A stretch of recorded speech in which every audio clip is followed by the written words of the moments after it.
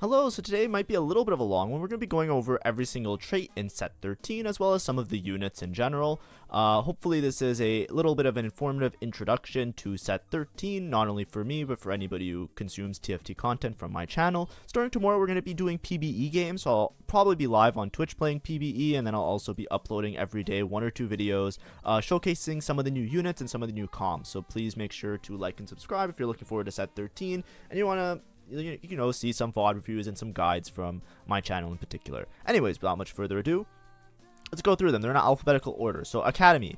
Academy sponsors 3 items per game.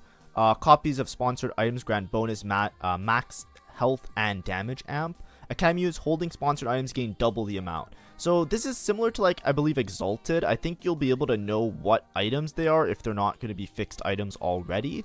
Exalted was in set 11. And it was kind of like, sometimes it was really strong if you had a board that just like fit in and you hit the units really early. But a lot of times, like, a real hallmark of being good at the set 11 was understanding like how to cap out your board around Exalted. So I feel like Academy will be similar. The thing about Academy units gaining double the amount of damage amp as well as bonus max health makes me feel like you're going to be more playing this as a dedicated trait. Typically any augment that offers items is also really good early game. The thing is, Academy doesn't seem super early game focused because it's a 3 trait and it requires a 1 cost, a 2 cost, and a 3 cost. So the 3 costs, it's like if you have an Academy opener, maybe you can play around the Ezreal. If not, you can play around other units. Maybe it's going to be Lux, Leona, Jace, Heimerdinger, Ezreal. How flexible it is going to be how enjoyable I find it, and how broken the individual units are. Is going to make this really, really skyrocket in popularity, because just getting extra items is usually really, really strong for your early mid game, as well as sometimes in your late game, right? If you just have a simple cap out your board with an Academy and then you put an extra item on Jace, you could just have a 5 cost with an item with damage amp. It seems like it would be pretty good. Automata, like Nier. I have to play Nier Automata. I just never, it broke my stream last time I tried, so I used to do a lot of Nier art. It sells really well at anime conventions.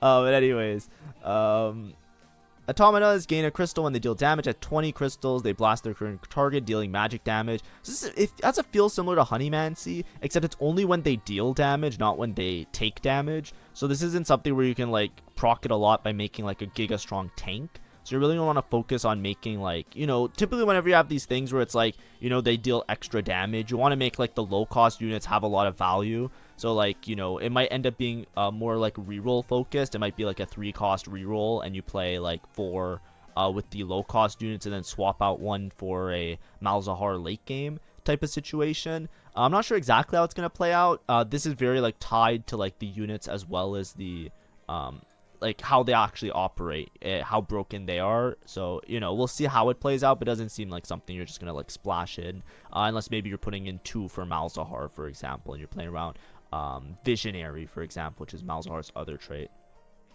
Black Rose, so I'm gonna change Scion. So this is the summon trait. This is like Eldritch or Story Weaver, if you think about like the last 2 sets. It's a 3 trait. Now, usually the summon traits are very, very strong, and it's always like they scale with star level. The amount of scaling is also really dependent on whether or not it's good as a reroll or not. There's some of these where the star level scaling is really strong. Think about set 9. Set 9 with Void. There was a very, very strong meta of playing Void reroll, specifically like to juice up a Rift Herald as a comp, and that was very, very meta in early or mid set 9 before set 9.5. So sometimes the star level really matters, but then if you think of the last couple iterations like Eldritch, Story Weaver, it's usually just more tied to like hitting the max of the vertical trait as opposed to like the actual star levels of the units. It doesn't seem like a good reroll comp because you have Vladimir, Morgana, Cassiopeia, that they're all separate. There is some inter-team synergy like between LeBlanc and Vladimir. I see the Sorcerer, which we'll hopefully get to at one point. So this seems a little bit interesting to me. It just comes down to like how much of the star level really matters. It's something I'm definitely going to try out in PBE. Probably one of the first things I'll do tomorrow or the day after is try and like reroll as many of these units once I have an opener for it, just to see But usually these are really good early game slash mid game because it's tied to Cassiopeia. It's really like you really are depending on opener. If you get dropped to Cassiopeia, maybe you can have a really strong streak because you get an extra unit. It matters a lot in stage 2 and stage 3. Chem Baron, gain a shimmer after each player combat. If your lose streak at least 3, gain more. So this seems like a loss, like a soft loss streak kind of thing. At each stack of 100 shimmer, the black market offers you a contraband that only Chem Barons can use. Okay, so this is like gain an item specific to the units. I'm sure these Chem Baron items might be like Zon in a previous set, like set 9, where some of them are really good on specific units, so it really comes down to like which ones you hit. Or Ink Shadow, if you remember in set 11, Ink Shadow was like that, where some of the items are pretty useless, some of them are really tank focused, some of them are really damage focused. So it comes down a lot to like which units you hit. There are a lot of low cost units here. It says each stack of 100 shimmer, and it says that if you're lose streaking, you get like 30 shimmer here, and if you have 4 trait, you get 40 shimmer. So until you get to around 5 seems really strong, but starting to get out with 5 would mean that you need a Smeech, a Rennie, a Renata, and a Singed. So 3 seems like it's very reasonable because you only need, like I said before, it's similar to like the other ones. If you have an opener for it, you can probably play around it. 30 isn't that bad. The thing is, it's going to take, technically the threshold is 100, so it's going to be like 4 turns before you get your item, as opposed to like 4 and 4, which is going to be 3 turns, and then 5 is going to be 2 turns. So if you're playing vertical Chem Baron, or if you start with a Chem Baron spatula, it might scale really, really well so that you get a lot of these items to like juice up everybody. The way you should always look at stuff is item augments or item traits are typically very, very strong early game and mid game, because you're just up an entire resource. Being up a whole item on a unit generally makes you stronger than a lot of the other boards. Because a lot of times, like these low-level synergies, like for example, like something like Automata, like the low-level synergy of 20 armor and MR and extra damage doesn't compete with an item that will do that, but typically much more. Think about like armor items in general. They typically give more armor, more damage. So a lot of times an item helps with those, and then it falls off later when the higher synergies start to become really dominant. So we'll see how it works out. Conquerors takedowns grant stack of conquest. This is like a high roller thing. After getting enough conquest, open war chest full of loot. So if it's Conqueror's takedown, I see 2 1 cost. This looks like more of like a reroll style trait that you would want to go for. It looks like you can cap out really high around Mordekaiser. So a lot of times you're probably going to be playing around 4 conquest, like Rel, Draven, Darius reroll, with Swain if you can hit Swain 3 as well, and then you cap out your board around Mbessa and Mordekaiser. So it seems like you're probably going to be stuck at around 4 for a while, but 2 conquest is also pretty good because Draven and Darius are both 1 cost. There might be like 2 conquest reroll lines where you just play around the extra synergies that these 2 units have. After getting these, you gain loot, and then they gain attack damage and ability power for each war chest open. So it also scales really aggressively. So this is kind of like, it feels very high roll. You want to do a lot of takedowns early game, and then it also scales you into late. So you want to make sure that you're like stacking very aggressively early. So this is kind of like, this definitely feels like a reroll focus, right? This kind of goes with the mentality of being strong early and capping out later. But maybe the way that's balanced, we'll see. Like maybe Mbessa is really, really strong. I've been seeing a lot of PBE games with Mbessa being extremely strong. And then like you have a juiced Mordekaiser by the end, which is pretty cool. Emissary. So this trait is only active when you have exactly 1 or 4. So this is actually cool. It works with 1 emissary unit. So you can really like just, I think these are like team-wide buffs for most of the part. Yeah, it seems like this is like the team-wide buff type of trait.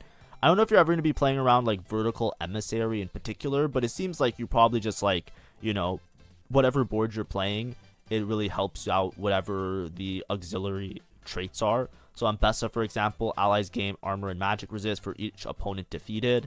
So that seems like a scaling aspect. It seems like it goes really, really strong with the conquest that we just saw. Garen on combat start, Garen has allies to his left and right gain, so he's like more like you put him in the front line. So Garen looks like he's probably going to be like a really contested frontline unit, but we'll see how his traits actually work out if he's like a good frontline unit, because that seems really, really strong. Just put him in, you gain the bonus emissary effect, and then the bonus emissary effect is to make your whole front line a little bit more juiced. And then Nami gives 2 bonus mana, which is really interesting, and Tristana gives attack speed. So I feel like they would all just like go with whatever synergy they have. So as much as it seems like a really like cool flexible option, I think it is a very cool flexible option, but I feel like in most cases you're just gonna play like Tristana gives attack speed, and you're probably, if you want attack speed, is probably going to synergize with artillerist, is what I'm trying to say. The same way like Ambessa giving scaling for opponents defeated, she has Conqueror. So like, you know, if you're playing a comp like that, you're probably just going to play Ambessa anyways, so it kind of fits the bill. But it is really nice. I like these type of traits, and I like that it's one trait. I like that you can just play one unit. So if you look at your board and you think to yourself, I really need this, or I really need that, like, you know, especially with 2/4 costs, it makes it feel like there's a very, very strong ability to play flexibly around these 2 units, right? If you're rolling down level 8, you see a Garen, you see a Mbessa, you hold on to them. You can kind of buff your board, give yourself a little bit of juice. It seems very, very useful. So I'm actually really excited about Emissary. Probably one of the ones I'm looking most forward to from reading this first time. Combat start. Enforcers gain shield and damage amp. Ooh, that's interesting. The highest health enemy becomes wanted. When a wanted enemy dies, enforcers gain 30% attack speed. So is this like a frontline, like combat type of thing? It doesn't seem like a very dedicated it doesn't seem like a dedicated frontline trait, if that makes sense. Like shield and damage amp, it just feels like it buffs everybody. So probably melee units would be the best. I'm seeing Vi here with Enforcer Pitfighter. Pitfighter maybe is like Mosher, maybe it gives like Omnivamp or something. So I feel like the synergies that it works really well with are probably the higher cost units, where they're both damage dealer front lines, but also like tanky enough to be like a decent frontline unit as well. So that's pretty interesting. And then it's trying to melt the like the Giga tanks, right? So like once you take down the main tank, you get a bunch of attack speed. So that seems really cool. It's like a tank buster into go nuts type of board. 2 trait, 4 trait, 6 trait, 8 trait. There are 1, 2, 3, 4, 5, 6, 7 copies, so you won't be able to hit 8 trait very easily. But 6 trait seems pretty interesting. The numbers I'm not too focused on, because obviously, like, you know, it's like day 1 of PBE. There's gonna be so many changes before the set goes live, so you know, we won't know for sure what the numbers mean in particular. Experiment. Gain laboratory hexes on your board. Ooh, that sounds cool. Might grief the positioning a little bit, so I'm usually not a fan of these type of traits, but we'll see how it plays out. Combat start. Experiments standing on laboratory hexes gain the experiment bonuses of all experiments on lab plus max health. So I don't know what these experiment bonuses are, if it's just like these ones, but you get 2. And it's tied to experiments only. So you can start early game maybe with like Urgot if you get a Nunu. So it's tied to a 3 cost. So this feels like very opener dependent if you want to dedicate yourself towards playing it. So it seems interesting. It really depends on like the bonuses that you get. Like if these hexes have like specific things that they do, or if it's just going to be like the health. It's definitely not just health, because then it would suck. So it's going to be tied really to the strength of the units themselves. Like if one of these units is particularly strong on launch, then, you know, buffing them is going to be good. The 3 trait is kind of a bit awkward. There's a lot of 2 traits. I feel like they're aiming more towards like a little bit of flex play this set, which I think is a good choice, because last set was so fucking miserable with no flex play, it felt like. I say that as a joking, I mean it kind of like endearingly, but I complain a lot about how I didn't enjoy set 12, mostly because it didn't feel very flexible. But I'm noticing a lot of like low synergies that seem very like, you know, like there's like 1 traits, you know what I mean? Like it feels very like geared towards like playing as many different units as possible, it feels like. Okay, family. Family members support each other, reducing their max mana and gaining extra bonuses. Okay. This seems, it's a 3 trait, and there's only 3 of them. So these ones are tied towards spatulas, so they're probably going to be pretty strong. It's a 2 1 cost and a 2 cost. So I feel like the only time you would play this if you're playing dedicated rerolls, so you're just playing like Violet, Powder, Vander reroll, which I guess is like, you know, probably Arcane Season 1 things. I have to watch Arcane. I wanted to do it so that I'm more relevant for the people that are really excited about the set. So I'm going to watch it before set 13 releases. I'll try and watch a couple episodes tonight. But Yeah, it seems very reroll, so it's just going to come down to the units themselves. If they're strong as 3 stars, then the trait and this will just be something playable. Pit Fighter, and then we have Ambusher, Scrap, and Watcher. So Watcher, this is probably cap out around Garen, right? Garen was Watcher, right? Garen, get the synergy, get a bit of a front line going. Pit Fighter, maybe like depending on who you're carrying, it's probably like a Pit Fighter and Ambusher. If there's one of those that has both synergies, that's going to be your reroll comp straight up. Firelight, every 6 seconds Firelight's dash. While dashing, they attack with infinite range and heal a percentage of the damage taken since their last dash. Okay, that seems weird, but I don't exactly know how it's going to play out. So they attack with infinite range. I don't think that means they target somebody that's really far away. So it's kind of like if they kill and then they dash, they can hit anybody. I think it applies more to like backline units more so than frontline units, because that would make a little bit more sense. But, you know, we'll see. 25% of damage take. So every 6 seconds, while dashing, they attack with infinite range and heal a percentage of your damage. So the healing is 25%, then 40%, and then 4, which is with a spatula. 45%, and then they gain a mass amount of attack speed. I feel like this isn't something that you're never necessarily always playing around. The healing damage seems like it's more like, this feels like a dedicated echo trait, if anything. Maybe if there's like a reroll with Scar, it would matter. But it doesn't seem like you're really going to try and play towards like, you know, maybe you're playing like Zeri. Maybe it's like a Zeri Scar reroll, and then you cap out around Echo, and you get the 40% healing on everybody. But it doesn't seem that crazy, because I feel like Zeri's a backline unit, so the healing doesn't seem like it matters all that much. The infinite range seems a bit weird, because I just don't know how it's going to play out, if it's going to be impactful or not. It really depends on the units and their abilities, right? If somebody has like AoE, for example, then the infinite range matters a lot. If a unit has like targeting the largest clump, then the infinite range matters a lot.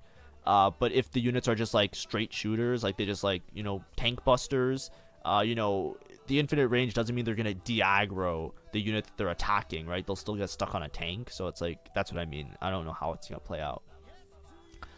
High Roller. Oh, so this is like a dedicated 5-cost trait.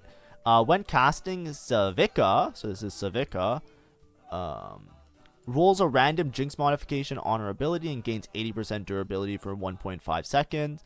So the mods are Rockets, Shield, Coin, Triple. I think it's the one with the slot machine that I was joking that she reminds me of Tifa from, like you know, I made a joke. I think I didn't phrase it well in my last video, but I was saying, like, if anybody knows about Tifa, like, comment. And then, like, I think somebody's like, everybody knows about Tifa. And I was like, yeah, okay, I'm sorry. Like, I meant, like, the slot machine, right? If you played the OG Final Fantasy VII, there was a slot machine, and it would say, yeah! And you would, like, time it to press all the yas, and that was her limit break. So then she would do, like, a different combo. She would do, like, a full combo of, like, beating the shit out of somebody, because Tifa fought with her fists and her kicks, because she's, like, hardcore. She's not, like, a bitch-ass character with a gun. But, you know, like, so it was really cool. So that's what I was saying. I was like, oh, Savika reminds me of that, because I saw her running around punching people with a slot machine on top of her head, right? You know, but anyways, so I'm kind of excited. I love me with some slot machines. We'll see how good it is. Like, you know, the slot machine is only as good as the low rolls, in my opinion, because if the low rolls are too frustrating, I don't really care to play a character that has, like, high rolls and low rolls. I'd rather have a character that's, like, you know, a 3 to 5 on average. You know what I mean? I don't need it to be 1 or 10. I'm down for, like, a 5 to 6 every single time, right? If the slot machine feels like that, then I'm kind of cool for it. Unless this isn't the slot machine character, which at that point, whatever. Junker King. So this is Rumble.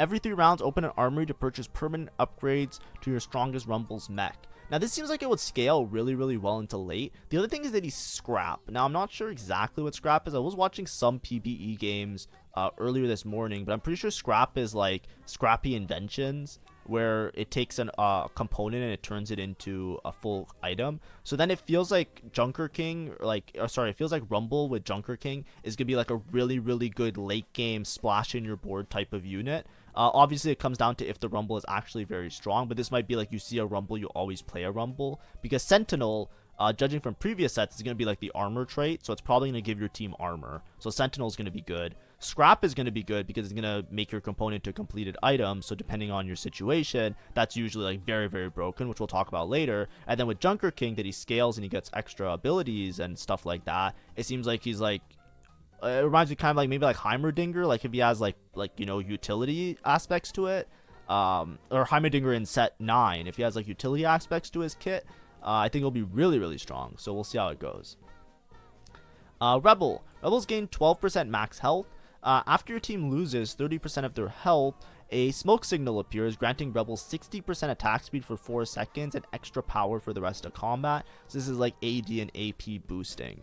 So Rebel seems like one of the like actual main traits to play around. So you have a mix of frontline and backline units. So there might be like a vertical Rebel board, or there might be like a play 3 Rebels. I see that Jinx is a Rebel here, 5 cost. So there's gonna be a good chance that you want to get in at least 3 Rebel to help out your Jinx. She's also Ambusher, which we saw a little bit before. Gaining max health is nice, and then when they lose health, it gives a bunch of attack speed, so it feels like, fight goes on a certain amount of time, everything goes well. There's 1, 2, 3, 4, 5, 6, 7, 8 of them, with only a 7 trait, so that gives you a little bit of flexibility in how you want to construct your board. You don't have to be forced to play every single unit, right? Some of the 1 costs you can swap out for the other ones. I see 2 Sentinels here, which is very interesting. I'm looking for other inter-team synergy. That's the only one. So you're probably playing a Sentinel frontline, which is going to be like an armor trait. 7 seems really cool because it stuns for 2 seconds. That reminds me of like Freylord. Stuns are really huge. They can really sway a fight. Think about Zillion in the current set 12.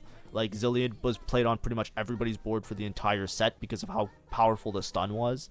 It was just insane, and he also had good synergies. We also have Bruiser, which I'm assuming is the HP frontline trait.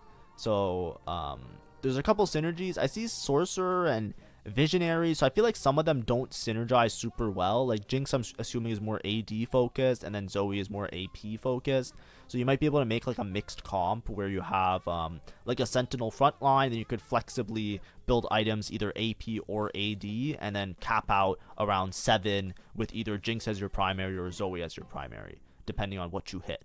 Like if you're stuck on level 8 and you have AP items, you can play Zoe, and then if you could push levels and try and play for the Jinx, then you can play for the Jinx, right? There might be options there, which is really cool. You also have Ezreal, which I think was a really good early game unit, so maybe Ezreal items could transfer onto Jinx late game, and you can do something like that with removers. So that's pretty cool. And then Scrap. So Scrap, components held by Scrap units temporarily turn to full items. So yeah, it's like Scrappy Inventions. Scrap units gain shield for 30 seconds for each component held by your team, including those that make up full items. So then the shield values are listed here. Now this is very strong, by the way. So I'll explain to you something in TFT in general. So when you're playing TFT, I'm sure most of you know this, and if you don't, that's totally fine. But it's kind of like RNG, how many components you get. If you have an even number of components, so if you have like divisible by 2. You can make items, right? Every item requires 2 components. However, a lot of times in TFT, like it just comes down to the lobby. It's like a part of RNG. There's like a 50-50 on whether or not you have odd number of components or even number of components. Scrappy Inventions and stuff like this was always really good when you have odd number of components, especially. So if you think about it, like I'm not thinking about like the full value, right? Like 6 is like all components become and then you're playing a different game. You're kind of playing on the RNG. Basically what happens is whatever your component is, it randomly makes an item using that component. So it is random, so it sometimes can grief you, but sometimes it's good. But generally you're just getting way more items for value, right? So playing vertical Scrappy is probably going to be good. It's probably going to be very tempo. It's also very easy to tempo with stuff like Scrappy Inventions in the past. That was an augment that you would take. But especially Scrap, like in this trait, playing around 4 Scrap, for example, in your mid game, and 2 Scrap early game is really, really strong because you're just up so many resources getting a completed item, similar to like Academy when I was talking about Academy. The thing is, in your mid game, playing 4 or 6, if you high roll, let's see, 1, 2, 3, 4. Okay, you can't really play 6 because the 6 are tied to the 4 cost. So in your mid game, you're probably not going to play 6 Scrappy ever. 6 Scrap, you're probably just going to play 4. But having the extra components, like 3 components, that's you basically just almost double your components in a lot of cases. The part that I'm saying of why this seems really, really exciting and strong is because it's also a 2 trait that turns 1 component. So in the case where you're not even playing around scrap, let's just say you're playing the game as normally, finding a synergy where you can fit in scrap, like either as an extra frontline unit or, for example, rumble as a late game 5 cost unit, if you can fit in 2 scrap, then you can convert one of those components in odd components games. You can play it reactionary, right? If you have an odd number of components, you can look at the game and you can think to yourself, okay, I have an extra component here. Maybe I cap out my board around scrap and I try and find a scrap unit to play in my board as opposed to some other unit that gives me a different synergy because I'll use the item that I get from scrap, something like that.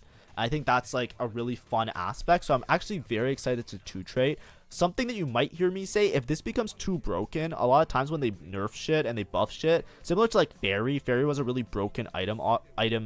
Fairy was in set 12, was played a lot in the beginning of the game, and it was only played as 2 Fairy, because 2 Fairy was really busted because it gave you the Fairy crown, you just put on a Tristana and you were really strong for most of the game. They changed Fairy to make the whole vertical trait really strong, and then they buffed it to like 3-trait, and I hated Fairy from that point onwards, because like I know Fairy kind of sucked for most of set 12, like before they buffed it, and then it became just Callista Rakan meta. Before that, it was just annoying to like, deal, or like I don't know how to describe it. What I'm trying to say is, like, if they nerf this to make this a 3-trait because it's too strong as a 2-trait, it's gonna make me very sad about this set, because it's actually something I'm looking really forward to playing around.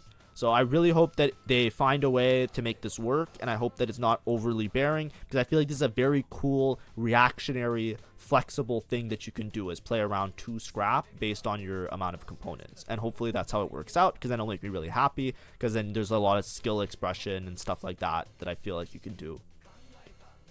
Next, classes. So Ambusher. Oh, we didn't see Ambusher before. So Ambushers abilities can critically strike. They also gain bonus crit strike damage. So these guys are like the Giga IEs. You have Powder and Jinx, Echo, Camille, and Smeech. So it's a 5-trait is prismatic here, and there's 5 units. So this seems really, really intense. I don't think it's supposed to be a prismatic. It's probably just going to be like a gold thing. But 55% crit.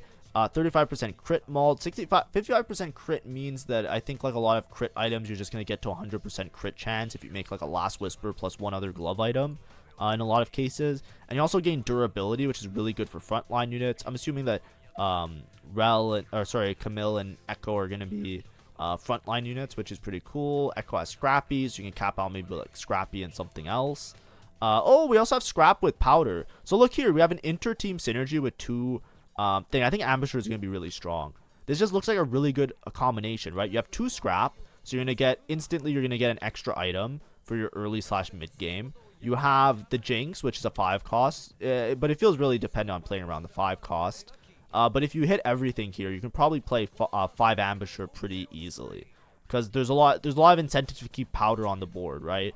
A lot of times when you're looking at these vertical traits, you typically are like, is it worth it? Because I have to play like a shitty 1 cost. As opposed to like playing 4 and 5 costs, but you're incentivized to play Powder because she just gives you the scrap for free. So it's just really good synergy. This can also mean that you can also cap out, maybe if you have like a Powder reroll board, like with Family that I was talking about before, then you can play around like late game Jinx as another option as well, and late game Echo as well, which is also interesting. Artillerist. Every 5 attacks, Artillerists launch a rocket that deals 125 attack damage to the target, and they also gain attack damage. Okay, that seems pretty interesting. It's a 2-trait, a 4-trait, and then 6 requires 2 emblems, so I'm not too concerned about that. We have Corki, Ezreal, Tristana, Urgot. So every 5 attacks, and then Tristana grants attack speed, if I remember correctly, from Emissary. It seems pretty interesting. I don't know if this is going to be like a reroll-ish comp. It seems like something you probably just play for the 2-trait. Like if you're playing around a Corki with Scrap, or if you're playing around Ezreal reroll. I don't really see this working out as like a 4 Artillerist angle. But we'll see exactly how it goes. It is a big spike from 2 to 4. It's a 30% AD increase. But it just doesn't feel like these units synergize in a really meaningful way. At least from what I can tell. We'll see how it plays out. Maybe there's like a 2-cost reroll that works out really strong around Urgot Tristana, and then you play around Ezreal Corki for late game. So we should keep our eyes on this. Whenever you see 2 units the same cost in one trait, that's always like eye opener for maybe reroll, right? So like for example, like when I was talking about I don't know, like when I was talking about like, oh, this trait has like 2 1 costs, for example, it's probably a 1 cost reroll. That's always how you should think about these things, because it's efficient rolling. When you buy Urgots, it makes it easier to Tristana and vice versa, because you're thinning out the pool for yourself. So if you can stack this with like another, like for example, there's another Pit Fighter 2 cost, or there's a Emissary 2 cost that you can also pair with these, then you get everybody in for free. Bruiser. So this is probably the health one. Yeah, your team gains 100 max health. That's interesting. That's cool. That means that you're incentivized to play it. Your whole team gains 100 health. Bruisers gain more, and then they gain 20%. So it's not like Shapeshifters where they're like giga juicing themselves. This feels more like Bruisers of the past. It's probably like a 4 Bruiser angle is probably pretty good. You also have 2 3 costs, so watch out if there's a reroll. You have 2 1 costs, watch out if there's a reroll. And you have Elise, which is a 4 cost. I love it when the tank traits buff your whole team, because it makes it feel very nice to play multiple tank traits if you need to, right? You can easily fit in like a 2 Bruiser and maybe something else that gives you armor, and it works out well. I always like to play around Bruisers, by the way. I find that like health front lines I'm more comfortable with, because I feel like the items work out a little bit better. Whenever you're playing around something like, for example, like Bastions in the last set. Bastions were hard to itemize sometimes, because you can't just put like a Gargoyle Stoneplate or like general like, Declaw, Bramble. Like you can't just make like armor items on them. You have to make like the creative items that give them like durability or like health shields or stuff like that. So it always felt a little bit weird to play around them. I always love it when you have like giga HP units, because they just have a bunch of HP. So you just build armor and MR. It's very like straightforward, and it's very easy for me to like keep track of and conceptualize. It's like, okay, if I see a chainmail, I'm just slamming it on that unit. It doesn't matter what the fuck the item is. It's going to be useful because armor is going to be good because they have so much HP. And I feel like my item economy works out a lot better as opposed to like some of the other ones where it's like with Bastions, it's like, okay, I want to make something that gives them some kind of durability. Now I'm using a component that might have been really good on my backline, and it feels like a little bit awkward sometimes. So I'm always a fan of these traits. So I always hyper think that they're a lot better. And you can probably tell in my gameplay, right? As soon as Shapeshifters became meta, my videos have been like me playing Fast 9 Shapeshifters every single time because I just like it, right? It's just something I'm more comfortable with. So that's just a me thing. Dominator. Combat Star Dominators gain a shield for 15 seconds when Dominator is cast. Gain stacking ability power based on mana spent. Ooh. So they're like, they want to cast a lot. That's interesting. Combat Star Dominators gain. So this is like a double trait. Like you have frontline and backline units. We see Mordekaiser as a 5 cost. Mundo. Mundo seems a bit awkward. Like Mundo seems like he seems like he's like... He seems like, I'm not sure where Mundo falls in here, because his 2 traits aren't like dedicated frontline traits. So he's like one of those awkward frontline units. So Mundo might be like the flex frontline option here, because he falls under Experiment, which I don't know if you have to play Experiment. It depends on what your hexes are. And then this Dominator ability makes it so that he gains extra ability power. So I'm sure he's going to have some sort of ability that scales with ability power. Like maybe like a frontline thing, like he gives himself a shield or some shit, or HP, knowing Dr. Mundo in like actual League of Legends, right? So he might be like a one-off frontline trait that you can then just pair with some backline unit to make it work out, right? So for example, if you're playing like Scrap and you have this guy who's Dominator, you play Mundo, and then Mundo like works as like your frontline. So I'm actually really curious about him. He seems weird, so we'll see how good he ends up being, but I'm down to experiment with different boards playing around Mundo. It reminds me similar to like Poppy in set 10. Remember in the music set, Poppy was like a frontline unit that people were like, is she good? She's bad. And then by the end of the set, it was like, okay, if you don't have a frontline and you need a frontline unit, you just shove a Poppy on there, and it was like a band-aid and just fixed your board instantly. Right? And a lot of boards just were like, okay, I see a Poppy on my roll down, I hold on to Poppy, I play Poppy, and Poppy's just a frontline unit now. Nice, we're good. Right? And it was like, that's what I think Mundo might end up falling into. We also have Cassio and Blitzcrank, 2-3 cost. Watch out for rerolls. Form Swapper. Form Swappers change their stay and ability based on if they're in the front or back 2 rows. So it's either frontline Form Swappers gain durabilities, backline gain damage amp. So it's damage reduction or damage amp. Okay, so that seems interesting. This is like, depending on what your board needs, you can put them in the front line or the back line. It could also change per matchup, which is also pretty interesting. So we'll see how it works out. It really comes down to like their individual abilities. But being a 2 trade is also nice because you can probably synergize with Jace. A lot of the 5 costs have 2 traits, which is really nice because it makes it so that maybe you can do like a fast 9 situation where you just play a bunch of 5 costs, synergize the 2 traits, and call it a day. Pit Fighter. Pit Fighters gain Omnivam. Okay, so it's just like I thought. Pit Fighters gain Omnivam and deal bonus true damage. Ooh, bonus true damage is interesting. That's usually pretty strong. You have 1, 2, 3, 4, 5, 6 Pit Fighters, and it goes up to 8. So this is with 2 spats, and this is without 2 spats. Once per combat, 50% health. They heal a percentage of their max health over 2 seconds. So 25% health at 4. It doesn't look like there's a big reroll angle, but there is Violet Draven, and these are also 1 cost. We already talked about Violet with Powder and Vander being the probably a reroll comp because it's all low cost 1 cost units, and we talked about Draven being a reroll comp. So there's a good chance that you're probably just gonna reroll all 1 costs and play like Violet, Draven, something else. So that seems very, I'd say it seems scary to have like just like a giga 1 cost board, but we'll see how it plays out. Of course. Quick Strikers move faster and gain attack speed based on their target's missing health. Okay. 20 to 60% AS. Okay, so if they're missing attack speed, they gain, or if they're missing health, they gain more attack speed and they move faster. So these are like, they like ramp really aggressively. And Bessa looks like she has extremely good synergies. Just 3 absolute monster 2 traits. Like, all the 2 traits that Ambessa has makes it sound like she's going to be a fucking problem. But it obviously comes down to how strong she is as a unit. Nocturne Akali. Maybe there's like a Quick Striker reroll. It feels like it would favor these units being somewhat tanky, because a lot of them seem like they're probably frontline units, right? I don't know where Twisted Fate would fall into the mix, but Ambessa definitely screams frontline. Akali screams frontline. Nocturne, hit or miss, maybe frontline, maybe backline. We don't know for sure. So very interesting set here. And the 4 trade is really strong. The 4 trade is a 4 trade, so maybe you just reroll Twisted Fate, Nocturne, Akali. It might be like assassins or rogues or edgelords. Like, I'm trying to think of like past sets that's similar, like, units attack really fast and do a bunch of damage and run around. Quick Striker dash to a new target and gain 200 shield. So it might just be a play 4 Quick Striker. There's also a 3, which is really interesting. I think this is just a reroll comp. Yeah, with the 3 trade, this is just a reroll comp.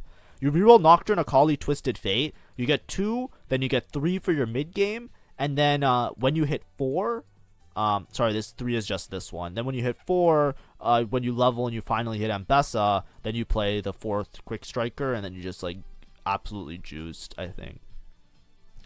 Sentinel, your team gains armor. Nice. So this is what I was saying before. Ooh, it's not limited, the armor. That's actually really nice as well. And Sentinels gain triple. So what this means is that, like, usually, like, in the past, like, armor traits, like, think Bastions in set 12, it's like your team gains 10 armor. Bastions gain more, and then the Bastions have more. Here, it's like your team gains armor, so I'm assuming that this is the armor that your team gains. So your team will actually gain a lot more armor. So you can play something like 4 Sentinel, and with frontline units, 25 armor and MR is nothing to sneeze at. It's very, very strong. But even with 2 trait, getting in a bunch of extra armor for your whole team is obviously going to be very beneficial.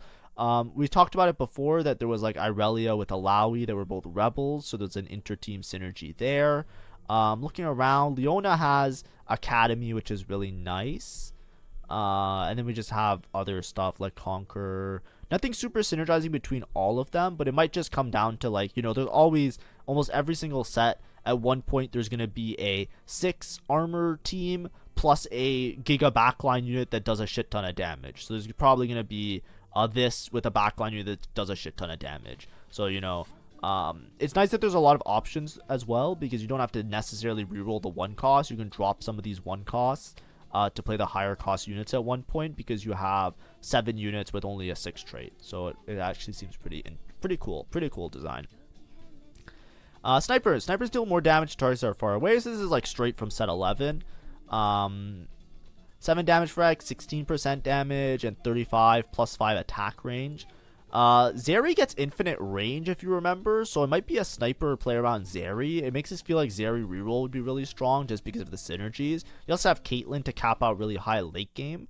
There's only 5 units, so you're not going to ever hit the 6 trade unless you hit like an emblem or it's one of those crazy type of games. So typically you're going to be playing around 4 trait, and then you're playing around Twitch with Experiment, so it might be a sniper with Mundo, maybe a sniper Bastion, or a sniper Bruiser. It really just comes down to like which is the main unit that you want to play around, and then whichever one the main unit is that you're playing around, you'll just have the synergies that synergize with that one. So this is pretty cool. Usually this is pretty strong. It really depends if they have AoE. Whoever has AoE, then the sniper gets a lot of value. Think like Varus, right? Sniper's Focus and what's it called? Sniper's Focus, Fishbone's Varus was really, really strong for much of set 12 because he had like a giant AoE that would just hit a bunch of units. So if you give him more range and more damage based on the range, that AoE would just absolutely delete boards, and that's why it was such a big meta thing. Sorcerers, your team gains 10 and sorcerers gain more. This is what I was saying before with like Sentinel. That's what happens sometimes with the traits. So dedicated sorcerer build, you have Zoe maybe as a carry. I don't know if Vlad probably a frontline unit. Look at the items. Swain, Nami as a backline unit. Lux, LeBlanc to cap out your board later. This might be like a dedicated sorcerer build. It seems like you have some good frontline units as well as backline units mixed in. I'm not sure if a reroll exists here. Depends if Nami's any good, but usually Nami is like a stun support unit, so we'll see. So you're probably playing it around Zoe, and in that case you're probably just playing 4. You're not going to play 6 because there's no sorcerer giga frontline unit. But you can always cap out around LeBlanc. There is quite a few of them, 1 2 3 4 5 6 7, so you could probably hit 6 at much later levels and have very, very strong boards around it. So this seems like fun. I like my Giga AP boards a lot. I used to play Arcanist in set 11 so much. So we'll see how it goes. And we're coming to the end. So Visionary. Whenever Visionaries gain mana, they gain more. So they just gain more mana. So they're just like casting bots, I guess. Malzahar as a 2 trade, it's probably like worthwhile playing. And then there's a 4 trade and a 6 trade. You have Heimerdinger as well. Probably like more util focused. It seems really interesting. It just you're probably playing around Heimer in these cases unless like one of these is like really, really broken. But they don't look super crazy. Like you have 1 cost. There might be like a 1 cost Visionary build where you're rerolling Morgana with Vex. Maybe you're rerolling towards like Black Rose if the star levels really matter. So we'll see how that plays out. But you're probably playing around Heimerdinger. Visionary doesn't seem like it's that crazy. Because there's not like a insane frontline unit that mixes in with these, right? So if you're playing like 6 Visionary, you're relying on low cost frontline units, and if you're relying on low cost frontline units, then you have to reroll. But then if you're trying to reroll, are you really playing around Heimerdinger, Malzahar? You know, that's what I mean. This doesn't interest me in its construction that much, because I feel like it's gonna be like this is the board you play, and it's not gonna be very like A or B. It's gonna be like you have to dedicate yourself one way or the other. You know. Anyways, Watchers gain durability while above 50% health. So this is like the last frontline trait where it's like they gain some sort of extra thing, kind of like Vanguards. So it's a 2 trait as well, which is nice. 2 to 4. I feel like all of the frontline traits, all of like the really, really dedicated frontline traits are 2 to 6s, which is really interesting. I like that across the board they're 2 to 6. It makes it so that they're very, very flexible in my opinion. Like interchangeable, because I think one of the bigger problems is like sometimes like, you know, one is way stronger at this level and one is way stronger at another level. Being like this, it seems pretty cool. I like that there's like a standardization around them. I feel like that was intentional, and props to the TFT devs. I think that's a good thing. Of course it comes down to the actual units. You have Garen. I think Garen's the one that's like the hallmark crazy. Oh wow, Darius is also okay, so it is just a reroll, right? Remember I was saying like Vander, Darius. Remember I was saying before there was Vi with Draven that shared a synergy, and they're all like 1 cost / low cost units. That's just like a straight reroll everything. Yeah, so you just reroll all of them. It's reroll family with Vander, Darius, and the other dude. You know, maybe it's okay. Amumu. I don't really like Automata that much. I'm not too interested in it. But anyways, overall, I like the construction of these synergies really, really well. I feel like a lot of them I had good notes on. Like when I looked at them, I was like, this is really cool. This looks like fun to play around. I feel like there's a lot more flexible options. A lot of these synergies are either buffing your whole team. There's a lot of them that buff your whole team. There's a lot of them that are very low level synergies. What I mean is like they're like 2 traits. This is a 1 trait. I've mentioned a lot. Oh, this is a 2 trait. This is a whatever trait. A lot of units themselves seem to have like triple synergies, which means that they're gonna fit into a lot more boards, right? Look at all of these, like almost every single trait that I look at, there's at least 1 triple synergy unit that's on there. Whenever you see triple synergy units, usually the triple synergies are like the chase units that are very, very popular. Think like Hecarim, think Zillion, think Rumble. These are units that are often very contested on boards just because they synergize with a bunch of stuff. Think about previous sets. There was like Alawi in set 11 that was like one of the giga contested units. It's just like it's nice to have these because if you're like triple traits with 2 traits, putting them in often like spikes up all your board because you just see the left of your board light up with all of the extra synergies. Swain, there's a lot of 3 trait. There's a lot of units that have 3 traits to them, which I like.